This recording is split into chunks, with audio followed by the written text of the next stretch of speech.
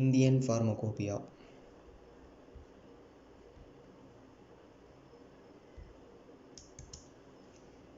நம்ம இந்தியன் ஃபார்மகோபியாவோட ஹிஸ்ட்ரி என்ன அப்படிங்கிறத பற்றி தான் இந்த லெக்சரில் பார்க்க போகிறோம்.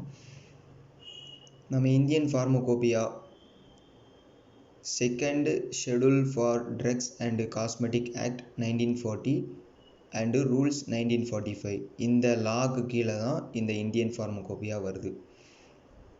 இந்தியன் ஃபார்மகோபியா 1564 இந்த வருஷங்களுக்கு முன்பில் இருந்தே ஃபார்மகோபியா அப்படிங்கிற இதில் டெவலப் பண்ணிக்கிட்டு இருந்தாங்க. அந்த டயத்துலேருந்து தான் இந்த ஃபார்மகோபியா நம்ம இந்தியாவில் டெவலப் ஆகுது. யாராலன்னு சொன்னால் கேர்சியடா ஓர்டா அப்படிங்கிற ஒரு ஆள். அவர் போர்ச்சுகீஸ் பிசிசியன், அது மட்டும் இல்லாமல் டீச்சராகவும் இருந்திருக்காரு. இண்டிஜினியஸ் அதாவது 1837 ஒரு ஃபார்மகோபியா அதாவது பெங்கால் ஃபார்மகோபியா அப்படிங்கிற பேர்லையும் கன்ஸ்பெக்டஸ் ஆஃப் ட்ரக் அப்படிங்கிற பேர்லையும் உள்நாட்டு ஃபார்மகோபியா வெளியில் வந்துச்சு 1837 வெளியில் வந்துச்சு. அதில் ஃப்ரூட்ஸை பற்றின இன்ஃபர்மேஷனை 1841 ஆட் பண்ணுறாங்க.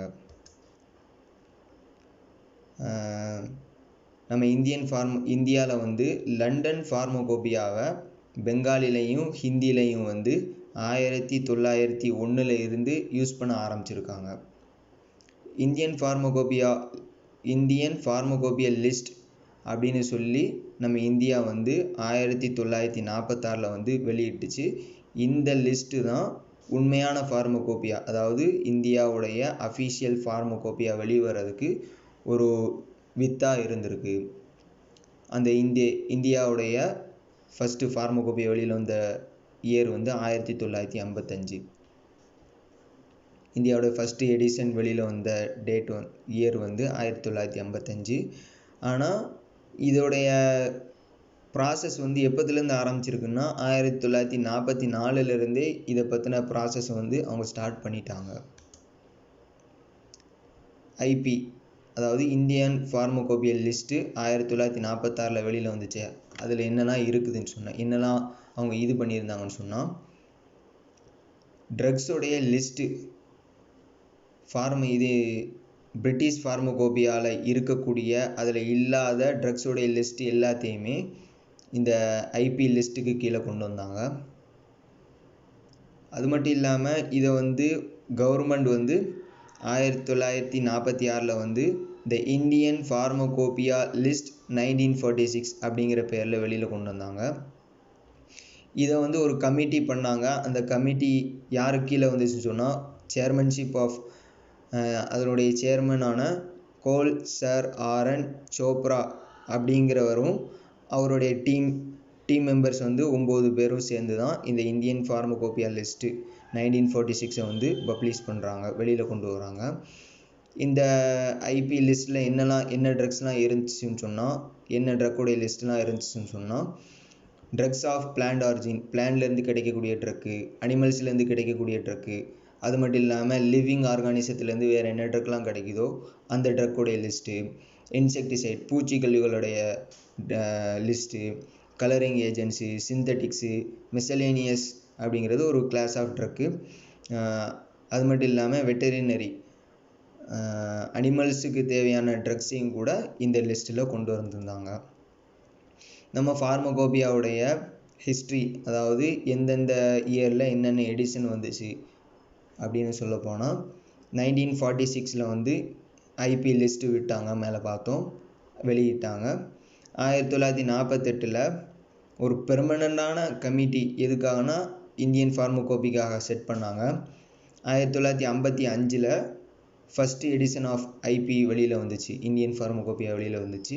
இந்த 1955 ஒரு 5 கூட்டினோம்னா 1960 அதனுடைய சப்ளிமெண்ட் வந்துச்சு. சப்ளிமெண்ட்லாம் ஒன்றும் இல்லை, இந்த எடிஷனோட ஒரு எக்ஸ்ட்ராவாக சேர்த்தது. அதாவது இந்த எடிஷன் வெளியிட்டு கொஞ்ச நாளில் சில இன்ஃபர்மேஷன் இதுவும் இந்த ஃபஸ்ட் எடிஷனுக்குள்ளது தான் அப்படின்னு வெளியிடுவாங்க. அதுதான் சப்ளிமெண்ட், அதாவது பின் சேர்க்கை அப்படின்னு சொல்லுவாங்க. சப்ளிமெண்ட் மீனிங் அதுதான். 1960 தான் ஃபஸ்ட் எடிஷனுக்கான சப்ளிமெண்ட் வந்துச்சு. அந்த 1960ஓட ஒரு 6 கூட்டினா 1966ல் 2வது எடிஷன் வந்துச்சு. 2வது எடிஷன் இந்தியன் ஃபார்மகோபியா வந்துச்சு. 6க்கு அடுத்து 7. 1975ல் இதுக்கான சப்ளிமெண்ட் வந்தது. அந்த 75ல் ஒரு 3 கூட்டினா 1978. இந்த 1978ல் என்ன பண்ணாங்கன்னா, அந்த பெர்மனண்டாக ஒரு கமிட்டி இது பண்ணாங்கல்ல, அதை வந்து திருப்பி ஆர்கனைஸ் பண்ணாங்க. 7க்கு அடுத்து 8. தேர்ட் எடிஷன் சொன்னால் 1908. 3வது இடத்துல 8 இருக்குன்னு ஞாபகம் வச்சுக்கோங்க. 1985ல் வந்து 3வது எடிஷன் கொண்டு வந்தாங்க. அந்த 3வது எடிஷனில் 2 வால்யூம் இருந்துச்சு. அந்த 2 வால்யூமுக்குமே 1989லையும் 1991லையும் சப்ளிமெண்ட் வெளியிட்டாங்க. 85ஓட ஒரு 4 கூட்டினா 89, 89ஓட ஒரு 2 கூட்டினா 91, 1991 ஞாபகம் வச்சுக்கிறதுக்காக சொல்கிறேன். அந்த 91ஓட ஒரு 5 கூட்டினா 1996 4th எடிஷன் வெளியிட்டாங்க.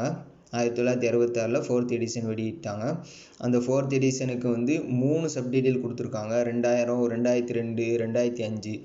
இதோட 1996ஓட ஒரு 4 கூட்டினா 2000, 2000ஓட ஒரு 2 கூட்டினா 2002, 2002ஓட 3 கூட்டினா 2005 ஞாபகம் வச்சுக்கோங்க. 2007 அந்த 5ல் ஒரு 2 கூட்டினா 2007ல் வந்து 5வது எடிஷன் வெளியில் வந்துச்சு. 5வது எடிஷனுக்கான சப்ளிமெண்ட் வந்து 2008ல் 7ஓட 1 கூட்டினா 8. இந்த 8ஓட ஒரு 10 கூட்டினா 2010. இந்த 2010ல் வந்து 6th எடிஷன் வெளியில் கொண்டு வந்தாங்க. இந்த எடிஷனை வந்து 3 வால்யூமாக கொடுத்துருக்காங்க. இந்த 3 வால்யூமுக்குமே 2012ல் சப்ளிமெண்ட் கொடுத்துருக்காங்க. 10ஓட 2 கூட்டினா 12, 12ஓட ஒரு 2 கூட்டினா 2014. 2014ல் கடைசியான எடிஷன் 7th எடிஷன் கொண்டு வந்தாங்க.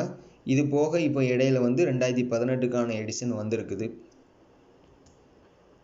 2014ல் வந்து ஐபியோடைய ஹைலைட்ஸ், ஏன்னா அதான் கடைசி கொடுத்துருந்தாங்கல்ல, அதில் வந்து என்னெல்லாம் இம்ப்ரூவ் பண்ணியிருக்காங்க அப்படிங்கிறத வந்து இதில் கொடுத்துருக்கோம். 2014ல் வந்த அந்த ஐபி ஜனவரியிலேயே எஃபெக்டிவாக ஆயிடுச்சு. வெளியில் நல்ல பிரபலமாக ஆயிடுச்சு. இந்த ஐபியை வந்து 4 வால்யூமாக, அது மட்டும் இல்லாமல் டிவிடியாக வேற கொடுத்துருந்தாங்க. இதில் வந்து 2548 பழைய மோனோகிராஃப்ஸும் 577 புது மோனோகிராஃப்ஸும் சேர்த்துருந்தாங்க. இதில் தான் ஃபஸ்ட்டு 19 புதிய ரேடியோ ஃபார்மசூட்டிக்கல் மோனோகிராஃப்ஸும் கொடுத்துருந்தாங்க. அது மட்டும் இல்லாமல் ஒரே ஒரு ஜெனரல் சாப்டரும் கொடுத்துருந்தாங்க. வெட்டனரி ப்ராடக்ட்ஸ் இதை வந்து ஒரு ஒருங்கிணைப்பாக இந்த எடிஷனில் தான் கொடுத்துருக்காங்க. அது மட்டும் இல்லாமல் எந்த வேர்ல்டு ஃபார்மகோபியாலையும் மற்ற ஃபார்மகோபியாவில் இல்லாத புதுசான சில மோனோகிராஃப்ஸை வந்து இதில் சேர்த்துருந்தாங்க. Thank you for attention.